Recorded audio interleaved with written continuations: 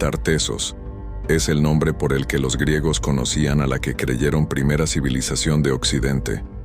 Posible heredera del bronce final atlántico, se desarrolló en el triángulo formado por las actuales provincias de Huelva, Sevilla y Cádiz, y posteriormente en la provincia de Badajoz, en el suroeste de la península ibérica durante el Bronce tardío y la primera Edad del Hierro.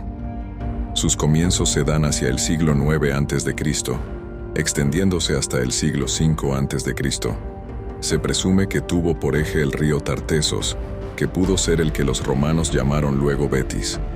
Tartesos influyó sobre las tierras del interior y el Algarve portugués.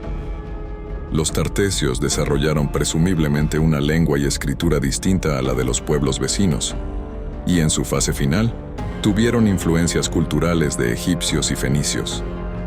La primera mención histórica de Tartesos proviene de Hecateo en el siglo VI a.C., quien describió varias ciudades tartésicas. Heródoto, en una fuente posterior, mencionó al rey Argantonio que gobernó más de 100 años y de su incontable riqueza, sabiduría y generosidad.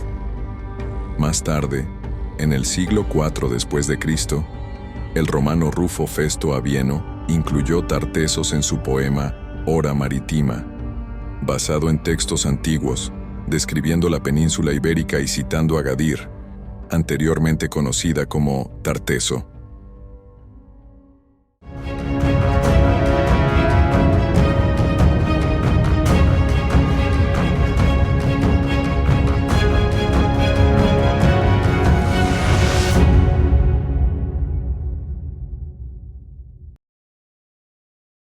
Origen.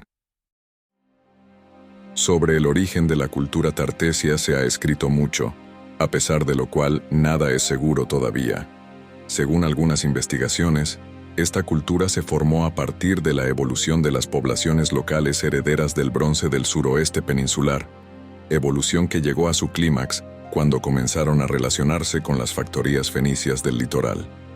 Según otros, la cultura tartesia sería el resultado exclusivo de la aculturación de los indígenas por parte de los fenicios. Esta teoría se apoya en las cronologías de colonización y en los restos arqueológicos, como cerámicas bruñidas con decoración de retícula, piezas de barniz rojo y las representaciones religiosas que claramente hacen referencias a dioses orientales, como Astarte, Baal o Melkart. Sobre el origen de los propios tartesios, y en el marco de las teorías difusionistas tan en boga hasta los años 1970 del siglo XX, se ha llegado a decir que llegaron a la península con los pueblos del mar, o incluso que pudieron ser pueblos indoeuropeos precursores de la cultura celta, o gentes procedentes de las estepas al norte del Cáucaso, que se asentaron sobre el sustrato prehistórico. También se pensó que podrían haber traído con ellos el neolítico, la agricultura y la ganadería, desde el Oriente Próximo, originado la cultura argárica y la de los campos de urnas. Extensión. El núcleo original de la cultura tartesia comprende aproximadamente el territorio de las actuales provincias de Huelva, Sevilla y Cádiz. Dos áreas especialmente importantes fueron los centros mineros de los ríos Tinto y Odiel, y la llanura agropecuaria del Guadalquivir.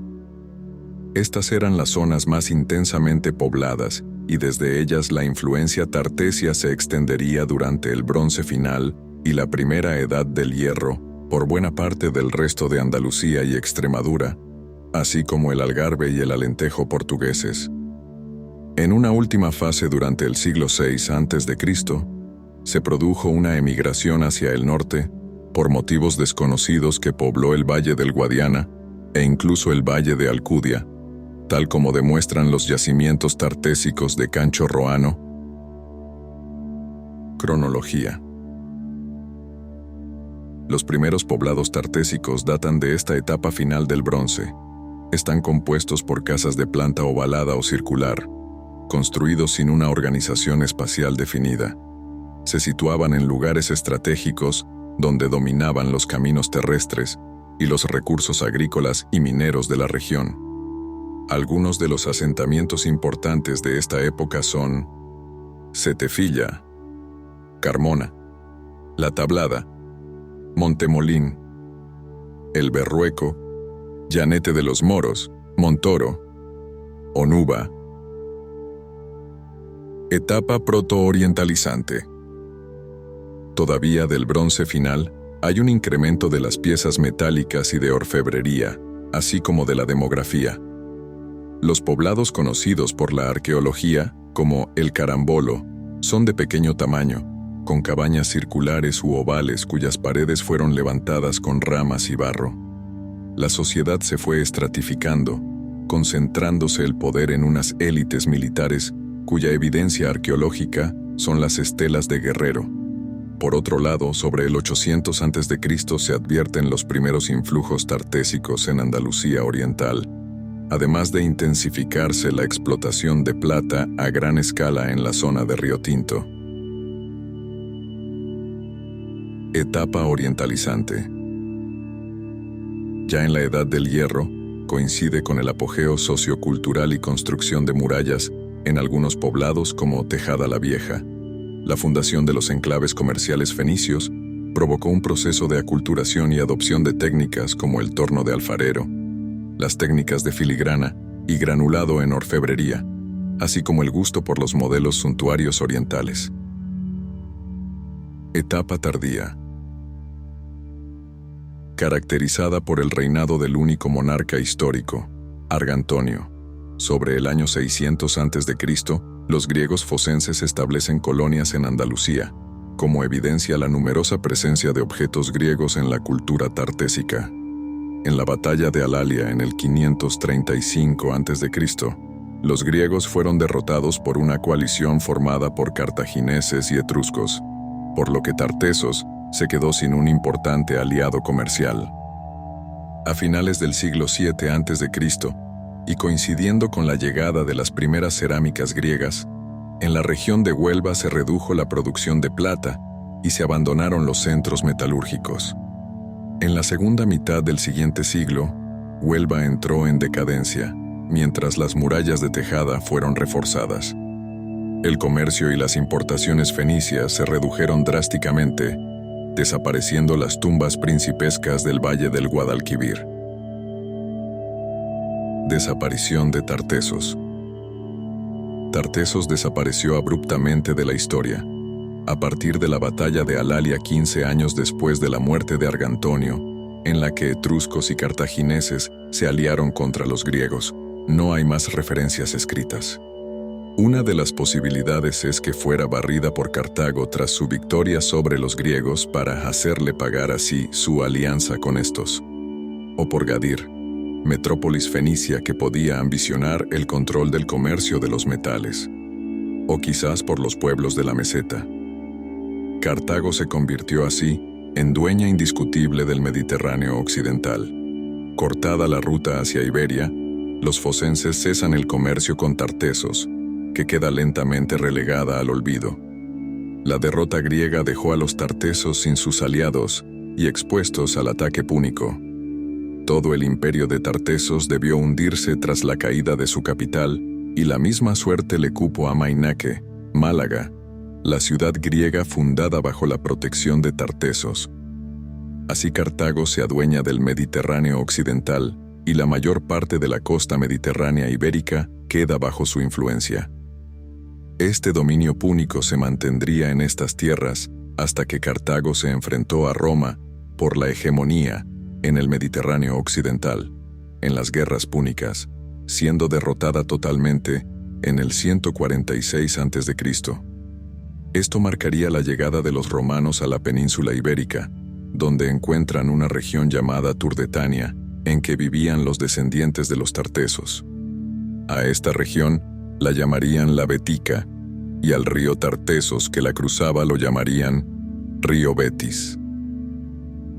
Sistema de gobierno. La tradición literaria clásica dice que su forma de gobierno era la monarquía, y que poseían leyes escritas en verso, en tablas de bronce, desde tiempo inmemorial. Estrabón habla de 6.000 años antes de su época, una fecha que podría referirse en realidad a años o meses lunares, unos 500 años. Economía. La base fundamental de la riqueza de Tartessos fue la metalurgia y la exportación de los minerales de oro, plata, cobre, estaño, hierro y plomo. Las rutas comerciales fueron un factor clave para la economía tartésica. Sus barcos navegaban por el Atlántico hasta las actuales islas británicas y remontaban una buena parte del curso de los ríos Tartessos y Anas. Utilizaban asimismo rutas terrestres que llegaban al Tajo y al centro de la meseta. La agricultura, la ganadería y la pesca eran también muy importantes. Se especializaron sobre todo en el cultivo de cereales, usando las técnicas importadas de los fenicios, sin olvidar las huertas y los frutales. Religión.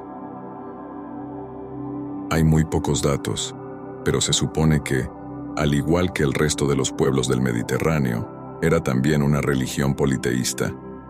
Se cree que pudieron adorar a una diosa producto de la aculturación de los fenicios, Astarte o Potnia. Idioma.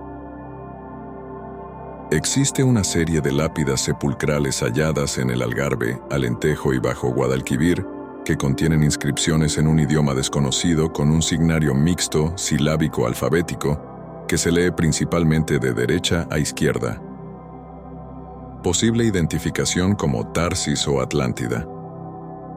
Desde principios del siglo XX, algunos arqueólogos bíblicos han identificado a Tarsis, mencionado en la Biblia hebrea, con Tartessos, debido a su asociación con una gran riqueza mineral. Sin embargo, otros creen que Tarsis podría referirse a Tarso en Anatolia, o incluso a lugares tan lejanos como la India. En 1922, Adolf Schulten popularizó la idea de que Tartessos era la fuente occidental de la leyenda de la Atlántida, sugiriendo que ambas eran sociedades avanzadas que colapsaron bajo las olas. Aunque prácticamente no se sabe nada sobre Tartessos, algunos creen que pudo haber sido contemporánea de la Atlántida y que incluso comerciaron entre sí. En 2011, un equipo liderado por Richard Freund afirmó haber encontrado pruebas de Tartessos en el Parque Nacional de Doñana, interpretando el sitio de Cancho Roano como ciudades conmemorativas de la Atlántida. Sin embargo, científicos españoles rechazaron estas afirmaciones, acusando a Freund de sensacionalismo. Simcha Jacobovici, en un documental para National Geographic, afirmó que Tarsis, mencionado en la Biblia, es el mismo que Tartessos, y que ambos representan a la Atlántida, sugiriendo que la Atlántida se escondía en el Tanaj. Sin embargo, esta idea es ampliamente debatida por los arqueólogos. Si llegaste hasta esta parte del video y la información te resultó interesante o te proporcionó contenido de valor, apreciaría mucho que presiones el botón de me gusta y dejes un comentario. Esto me ayuda a que el video llegue a más personas. Además, no olvides suscribirte y activar la campanita para no perderte ningún nuevo video.